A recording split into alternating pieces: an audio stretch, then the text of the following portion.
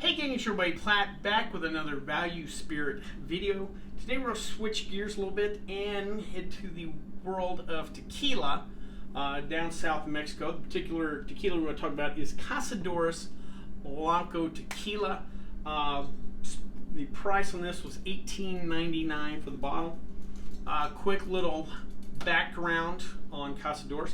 The current brand was created in 1973 by a gentleman named Don Felix. Now, the story dates back actually a little further back, about 50 years or so, when his grandfather, in the same agave fields where Cazadores is today, was out one morning and saw this beautiful, majestic stag standing out there, and it kind of inspired him. He was already working on a recipe for his own tequila at the time, just kind of a homemade thing, nothing commercial. And so he decided to use that stag as kind of the logo or the mascot for his tequila. And he decided to name it Cazadores, which translates into the hunters. Now again, this was just for his personal use, you know, at the time, and it went until some 50 years later where his grandson brought it to the marketplace. Cazadores is located in Orandas, Jalisco, Mexico. For those of you who may or may not know, there's 5 states in Mexico that can produce tequila, and Jalisco is by far the predominant state in producing tequila. Orandas is located in what's called Los Altos, or the Highland region. And again, many people feel that just Jalisco itself is the top producing state for tequila, but the Highlands area is considered to produce the best agave plant. There's just an additional stress on the plant which helps the piña, or the fruit, grow. Like a lot of people just consider that, even inside Jalisco, the home of the best tequila, because they have the best agave. So that's a good sign for our friends at Cazadores. Cazadores is currently owned by Bacardi. It's part of their line of products. Bacardi, as you may or may not remember, is the largest still family-owned spirit company in the world. That's another good sign for Cazadores.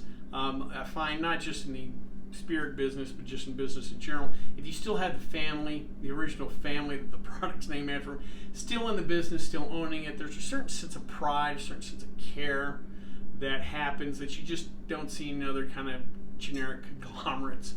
So again, that's another good sign for our friends at Cazadores. Something I quickly want to talk about, and I think fits in with this topic of value spirits, because we're always looking for value. Well, what is it we need to look for to get the most out of our dollar when buying spirits? On the back of the bottle is something called the NOM, Norma Oficial Mexicana. Each distillery that is licensed to produce tequila, that follows rules and regulations, gets a number, and that number will always be on the bottle. And this is where you can do a little research and help you when buying tequila. Next time you're in a liquor store, give this a try. Just walk through the tequila aisle and just find a random bottle of tequila, something that you don't know about or whatever. Look on the back and find that number, and then type in NOM and then whatever that number is. For Cazadores, it's 1487. And if you were to type that in, you would find that it is owned by Bacardi, that's produced where it is in Jalisco, Orandas, Jalisco, Mexico. But you'll also find out that it is part of a couple of different products that are produced. For Cazadores is the predominant product, but the same distillery also produces Corzo. Corzo is another semi-popular tequila brand out there, and then they have a third brand that is very small, I haven't heard of, and I think it just makes up a small part of the production. But Corzo is also another Bacardi product, so they're in the same family. Oddly enough, if you check reviews, a lot of people rate Corzo higher than Cazadores. So the next question is there a difference? They're made at the same distillery, aren't they the same thing? Not always. And a good example of this is Reposado tequilas. Reposado tequilas by law were aged between 2 months and 1 year. Let's say I want to start Platt Tequila, and I go down and look at a distillery down in Mexico, and I find just a little one there in Jalisco, and they currently have 3 brands. And they all have their own Reposado, but one ages for 3 months, one for 6 months, one for 9 months. They may use the same barrels. They obviously use the same stills, fermenters, all that stuff. Most likely source the same agave. That's not always true, but that's generally true. So there is a difference, or age difference, but is 3 months in the barrel worth extra $10 in a bottle or something like that? You see, who knows? But again, looking up that distillery kind of gives you that ammo, or a little more knowledge to know. All right, what am I, getting here? Now that being said, there could be bigger differences than that. Let's say again, I go to this distillery and I say, well, all right, man, this looks really nice, and doesn't those other brands seem like nice brands? But instead of, let's say they had a contract for Jim Beam barrels, and they put all those Reposados in Jim Beam barrels. I could come in and say, well, I like everything, but I'm going to bring in Cabernet barrels from Napa Valley for you to use. All right, now we're talking about something not completely different, but definitely unique from the others. And that's what goes on down there. So there are, sometimes it's subtle, sometimes it's a little more obvious in the differences. But they're not always the same tequila. But again, most likely sourcing the same agave, running through the same stills, may use the same barrels. So, real good example of this at work, or again, when you get to the store and research is, I want to talk about 2 brands that come to us from celebrities. The first one is Teremana. That's the Rock's new tequila. If you look that up, the NOM is 1613. And if you look it up, you find that that's all they're producing. I don't know if this is a new distillery, if you bought one out, or if you bought out the other products that may have been there, but that's all they produce. And so they're focused on the Rock's tequila. I haven't tried that yet, but again, that's a good sign. The next tequila I want to talk about is something called Cinco Oro. That's Michael Jordan's tequila. Actually, he partnered with a couple NBA owners. I think Jeannie Buss is one of them, or whatever. But it's Michael Jordan's tequila, and the NOM on that is 1438. But if you look this up, you'll see that same distillery produces a total of 111 brands of tequila.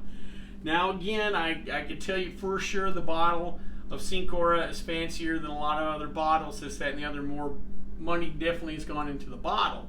The product itself, I'm not 100% sure, but I'll just tell you some of the other brands that are produced by this same distillery. They're not glamorous either. We're talking about brands like Big Boy Tequila, Agave Boom Tequila, and maybe my favorite, El Macho Tequila. So, again, am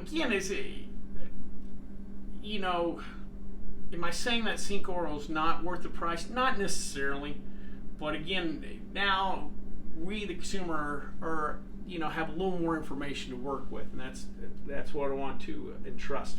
As far as Cazadores goes, the Thrillist listed it as one of the best tequilas under $30. They specifically mentioned Reposado, which, in full disclosure, Reposado is generally ranked, as far as scores in different magazines, were a little higher than the Blanco. I just bought the Blanco because more of a Blanco kind of guy, and also Blanco, a lot of people tell you of the styles of tequila, that's the one that gives you the best representation of what they do.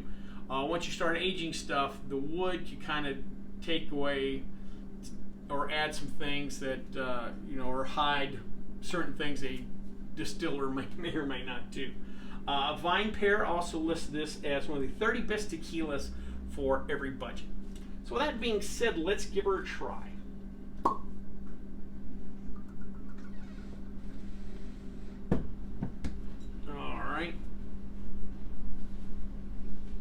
Alright, pretty straight, clean nose.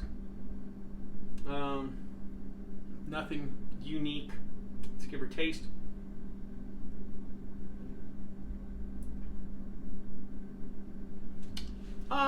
Pretty simple, pretty straightforward, clean. Not much of a lingering aftertaste. Just a kind of solid, clean tequila. You definitely get that agave. technically these Blancos can be aged for up to 2 months, but I don't catch any wood at all on that, so we don't have that. It's just nice, clean, pretty much straightforward tequila. Again, we spent $18.99. I would challenge you, go to your local liquor store now and find a tequila. Just see how many tequilas are even under $20 that's in a glass bottle. It's not in a plastic bottle. And right there, that kind of limits, what you got. So, like I said, a solid, well-executed tequila. Is it great? No. Is this, Clase Azul Ultra or Patron Platinum or anything like that? No, not at all.